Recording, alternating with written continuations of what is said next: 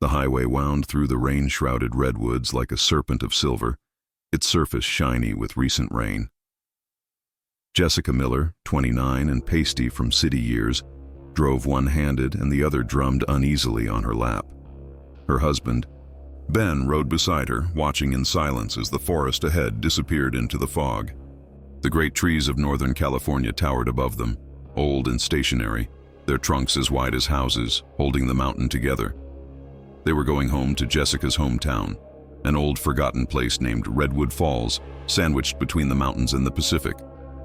She had not returned there in a decade, not since her father sold the family lodge and went missing into what everyone spoke of as the fog. The explanation was that he'd drowned just outside the river during a storm. The locals never recovered a body. Jessica's chest constricted as the car drove by the weathered town sign, "Welcome to Redwood Falls, population 214. Main Street was empty. The old general store had boards on it. The gas station had stood vacant for years, and even the lodge. She'd grown up there, sat dark and padlocked with chains across the door. It all seemed smaller now, like the forest had been creeping in and reclaiming it bit by bit over the years. They rented a tiny cabin on the outskirts of town. It had a faint smell of pine and dust.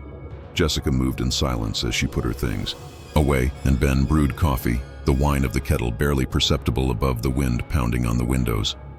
When he gave her a cup, she smiled weakly. "Home," she whispered. The word wasn't like consolation, it was like resignation. That evening, the woods hummed a different melody. The wind sighed low through the trees, and Jessica was wide awake, her eyes fixed on the ceiling. On the verge of falling asleep, she heard it. A soft, scratchy noise at the door. She immobilized. It returned, insistent and rhythmic, as if fingernails on wood. She stood up, thudding heart, and looked out the window. A black figure stood among the trees, tall and unmoving. For an instant she imagined it was a deer, but its shape was incorrect, too vertical, too purposeful. And then it vanished. When she turned back toward the bed, she saw that her husband was sleeping innocently, oblivious. The scratching had ceased, but the silence that followed was worse. Morning came with sun and the illusion of safety. Ben cooked breakfast while Jessica sketched a map of the old lodge property. She explained to him how her father had operated it for hikers and campers, how people used to come from San Francisco to escape the world. The woods were different then, she said, more alive, as if they were listening. Ben smiled. Forests do that. After breakfast, they climbed up to the ridge on which the lodge had been. The path was overgrown, the earth soft with decay and moss. In the clearing, Jessica came to a dead halt. All that was left of the lodge were the stone foundations and one rusty beam that protruded from the ground like a snapped bone. The air was uncannily still. "It's gone," she breathed. "Everything," Ben whispered. Jessica knelt next to the ancient fireplace. She recalled sitting there as a child, her father's hand on her shoulder as they listened to the storm sweep across the valley. He always said, "The forest counts the ones who come and the ones who go." She considered that now, sensing the pressure of unseen eyes, then a loud crack. Both of them jumped. A tree had split nearby, its trunk freshly snapped. There was no wind. Jessica's skin prickled. By the time the sun set, the fog crept in dense, engulfing them like a sigh. On their return, Jessica glanced back at the ruins for a final look. Something, or someone, appeared at the tree's edge, observing them. It didn't blink, didn't breathe. When she blinked again, it had vanished. She didn't say anything, not wanting to know what Ben would have thought. Scratching returned that night. At first, she convinced herself it was the wind. But then there was the whispering, gentle, wordless, and unmistakably human. She sat up, leaning forward to listen. The sound was coming from just beyond the door. When she sneaked closer, she could see the fog against the window, and beyond that, a single handprint, enormous, gloved, and fresh. She screamed. The door swung open suddenly, wind crashing through the cabin, though the woods outside remained still. Ben was awake in an instant. They flashed a light out onto the porch and spotted footprints, heavy and soggy, disappearing into the woods. Ben tried to call the sheriff, but there was no signal. Jessica shivered, saying, "If it's my dad, I have to know." Against his better judgment, they tracked the prints into the woods. The deeper they went, the more silent it grew. Not even the bugs buzzed. Then they saw him, or it, standing between two of the redwoods, tall and hulking, a faceless outline. It lifted one hand and waved slowly in mockery. Jessica gasped. The figure dissolved into the gloom like smoke. They spun to flee, but the path behind them was erased. The forest now seemed to be alive, whispering on all sides of them in overlapping speech. Jessica could have sworn she heard her own name. As she turned back, the figure was nearer, close enough that she could see the glint of something wet on its hands. They ran until their lungs were seared, stumbling over roots and brush until they burst into a clearing. At the center of the clearing stood the blackened fireplace of the old lodge.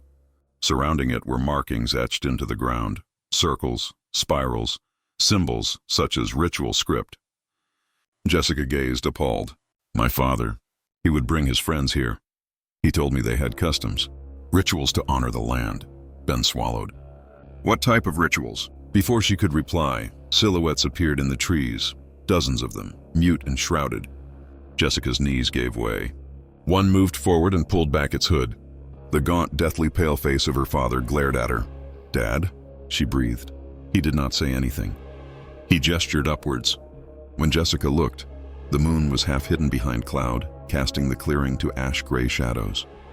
The whispering came up again, this time chanting, a chorus of a dozen voices humming, "Go home, go home." Her father nodded once in mourning and then disappeared. The others moved forward. Jessica took Ben's hand and they fled. Behind them, the woods sprang to life with movement and noise, whispering and keening as if the trees were pursuing them. By the time they staggered out of the woods onto the blacktop road, dawn was breaking on the horizon. They sat down, gasping and trembling. The town was still, every window black. Even the wind had died. Jessica stood gazing back at the tree line.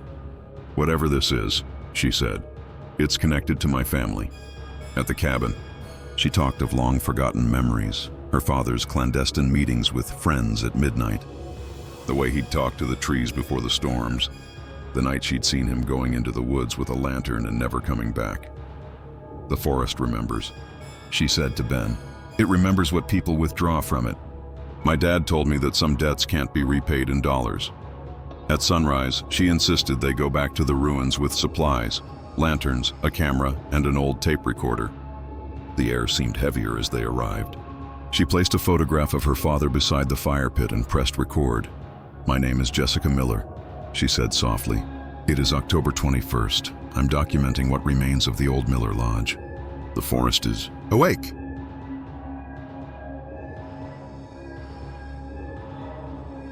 As they combed the land, they spotted fresh tracks going deeper into the forest. They followed them and discovered a shack buried under heaps of moss. There time stood still, photographs pinned to the walls, burnt-down candles, mysterious symbols etched on the wood. On the table sat an open diary. Jessica knew the handwriting right away, her father's. The journal entries had referred to the forest agreement. He had written of a watcher, which expected sacrifices from those who constructed on its grounds. The final entry sent shivers down her spine.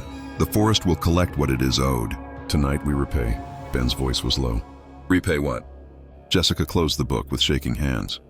"Not what," she replied. "Who?" They ran back towards the ruins, the forest closing in like walls.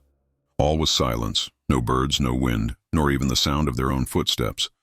Jessica felt it now, a presence under the earth, old and breathing. When they reached the clearing, she threw the journal into the old fire pit and set it alight. The flames burned unnaturally blue. Wind rose suddenly, spiraling the ashes into the air. The trees groaned as if alive. Then, in the shadows, two eyes glowed faintly, not animal, but human and aware. Ben grabbed her arm. "We're leaving. Now." As they made their retreat, Jessica felt the eyes trailing her all the way back to the cabin. Inside, as they were packing, she looked at the window. Her father's face glared back, white, contorted, lips open in a silent scream. She let the camera fall and screamed. When Ben turned, the face vanished, leaving condensation on the glass. That was sufficient. They escaped the cabin, racing down the mountain road as night began to fall. For a few miles there was silence, until the car engine sputtered and died. The headlights flickered off. The fog closed in around them, covering every sound. Jessica pumped the key repeatedly. Nothing. Then, in the backseat mirror, a reflection. Her father, sitting in the backseat, eyes as dark as tar. She turned to glance, and the seat was vacant. Ben exited to seek assistance. He strode a few steps into the mist, beam of flashlight cutting the gray. Jessica waited until he disappeared. By herself, she sat in the stalled car, muttering prayers she had not uttered in years. Then the woods responded, a soft whisper curling through the vents, forming words she could hardly make out. You came back. You recall? Ben traced mystic symbols cut into the roadside trees. The forest directed him, each of them shining dimly.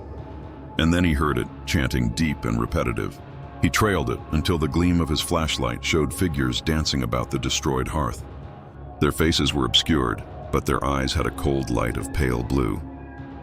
He recoiled, fear paralyzing him. In the meantime, Jessica waited in the car, shaking until the door opened. Ben stood before her, face blank, eyes empty. "They're waiting," he uttered. His voice was not his own, but hollow. Jessica moved back, but he caught her hand, taking her toward the woods. She attempted to break free, but his was an iron hold. Side by side, they walked back into the clearing. The moon was overhead. The ash circle glowed dully as if it had a life of its own. Faceless figures, arms upraised, surrounded it. In the center stood her father's spectral form, his face shuddering between grief and rot. His words did not come via sound, but within her mind itself. The forest remembers. You borrowed life. You must repay. Jessica's knees gave way. She cried. If my life costs this, take it, she breathed. Let him rest. Her father's shadow inclined its head. The chant became ear-shattering. Light burst, not fire, but from the trees themselves, glowing veins tracing up their trunks. Jessica felt the air fold inward on her, crushing her chest so she couldn't breathe. Then, silence. The numbers disappeared. Her father's face flickered for a moment, smiled weakly, and went up in ash. The forest breathed out.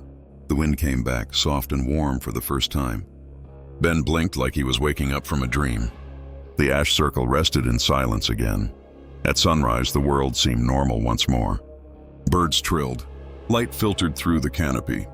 Jessica and Ben located their car as if nothing out of the ordinary had occurred. The engine turned over on the first pull. They proceeded down the mountain road in silence, neither one willing to speak. As the final view of Redwoods dissolved in the rearview mirror, Jessica softly whispered, "Goodbye." The woods behind them were quiet. But in the rearview mirror, just as the town sign dissolved into mist, Jessica imagined she saw something stir in the trees, a shadowy form standing along the road. Gazing after them, for an instant she nearly turned around. But then she recalled her father's last smile and continued driving. The highway curving away from Redwood Falls and memories hidden there. Nevertheless, the whisper stayed within her head, gentle and persistent. Like gusts in the redwoods, the forest remembers.